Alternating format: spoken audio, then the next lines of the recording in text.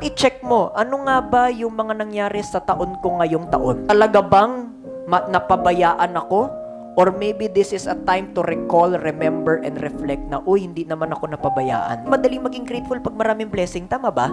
Madaling maging grateful kapag nandyan na yung benta. But let's be honest, during the moments na naghihirap ka, baka mamaya binubuhat ka nung mga panahon na yon. Akala mo lang mag-isa ka, pero yung totoo, nakakapit ka lang at binubuhat ka na pala to get you through it. How can I focus on those things if my mind and heart is filled with what? Resentment. How can I focus on those things when my mind is filled with what? The reason why we want to practice healing and forgiveness all the time, every time. Ask me why.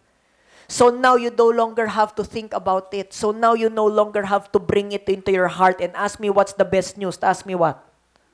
When you no longer have to think about it, no longer have to bring it with your heart, saan na mafo-focus ang isip mo? Saan na mafo-focus ang puso mo? Saan na mafo-focus ang kaluluwa mo? Ask me where?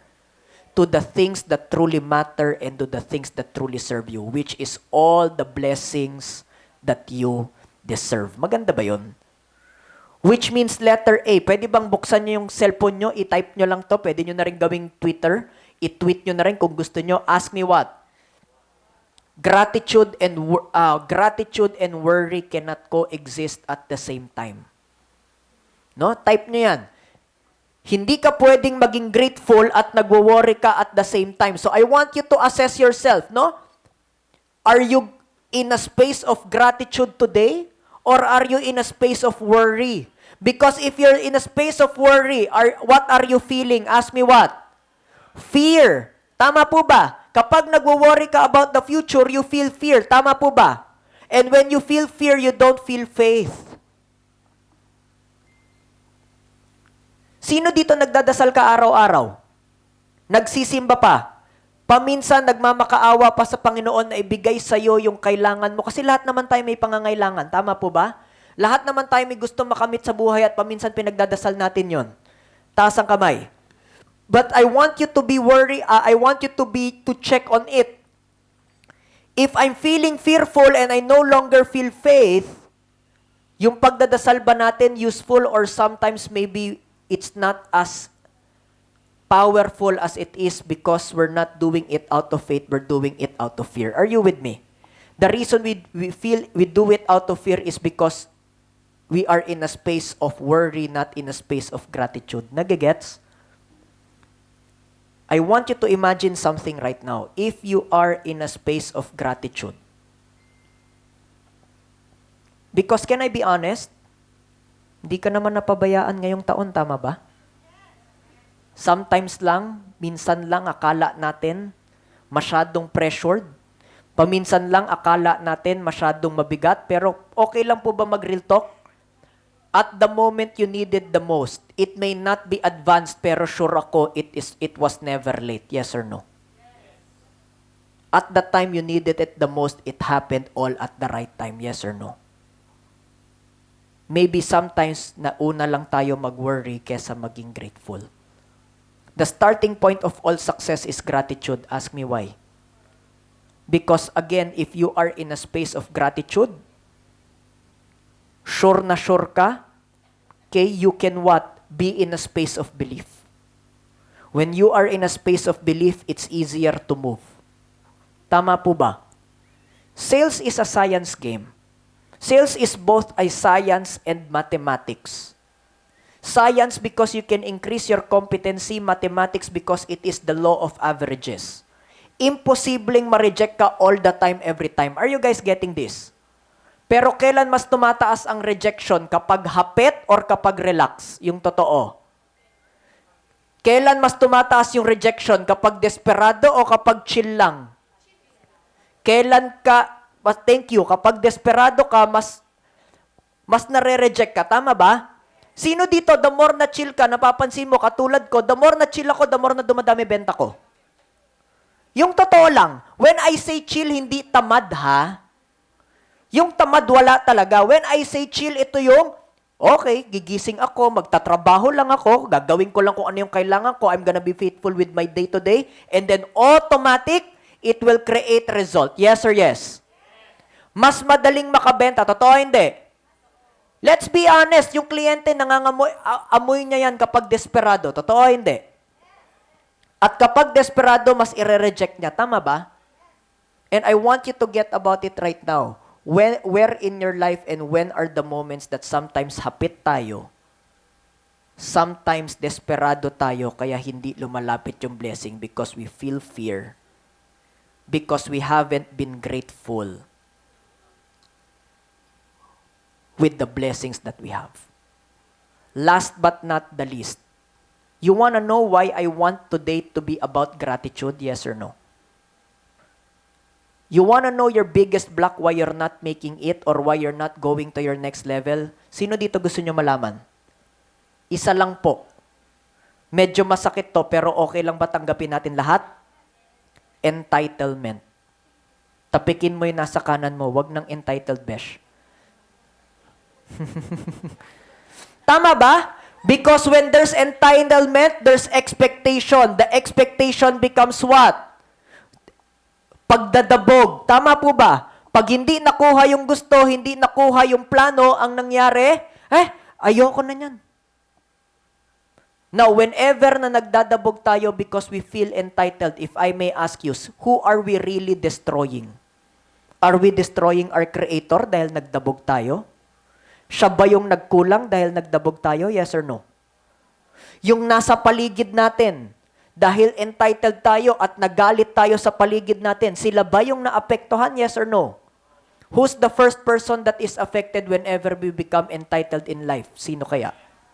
Pakisabi, I am. Can you imagine, just for not being grateful with what we currently have, automatically we are self-sabotaging ourselves. Automatically we are destroying ourselves. Are you guys with me?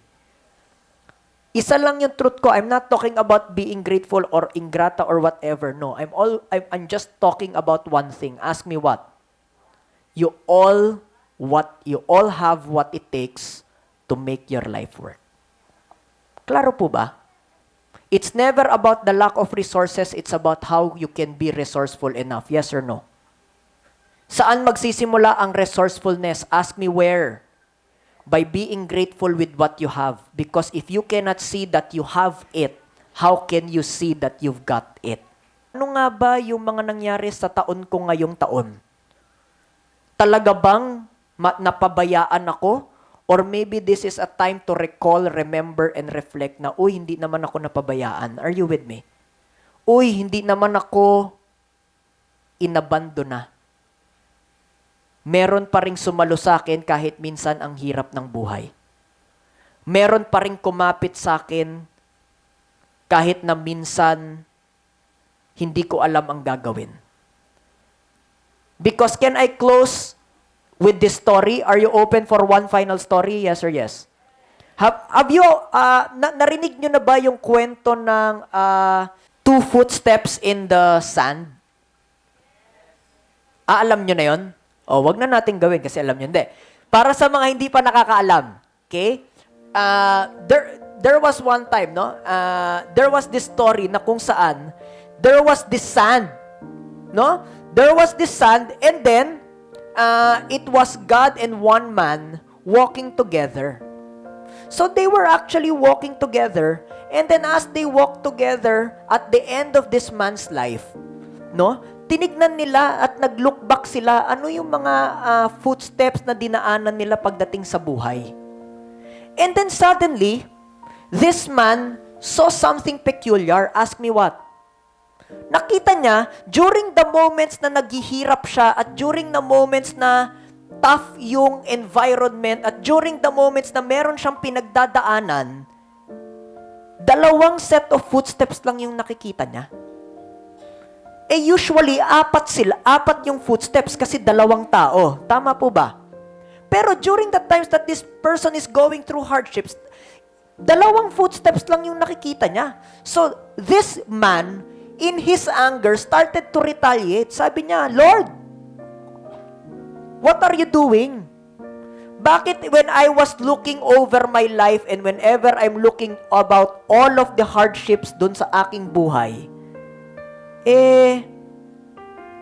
Dalawa lang yung nakikita ko. Akala ko ba mahal mo ko? Akala ko ba hindi mo ko pinabayaan? Pero during those moments, wala ka. Sabi ni Lord, paano mo nasabing wala ako? Sabi nung lalaki, tignan mo yung footsteps. Ayan, huling-huli, kita pati ebidensya, 2 footsteps lang yung nakita, wala ka. During the moments na okay ang lahat, magkasama tayo. Nung panahong may pinagdadaanan ako lang ang nandyan. Wala ka. Si Lord sumagot pabalik. Ask me kung anong sagot niya. Paano mo nasabi na wala ako? Kasi as far as I'm concerned, I've always been there. And so, this young man startled, this old man got startled and said, how could you say na never kang umalis, pag tinignan ko, 2 lang yan? You wanna know what he responded back? Can I share? During those moments that you were having a hardship, it was my footstep that was there. I was carrying you all throughout. And I want you to reflect that, ladies and gentlemen. During the moments na naghihirap ka, baka mamaya hindi mo pa ayon. Binubuhat ka nung mga panahon na yon. Akala mo lang mag-isa ka, pero yung totoo, nakakapit ka lang at binubuhat ka na pala to get you through it.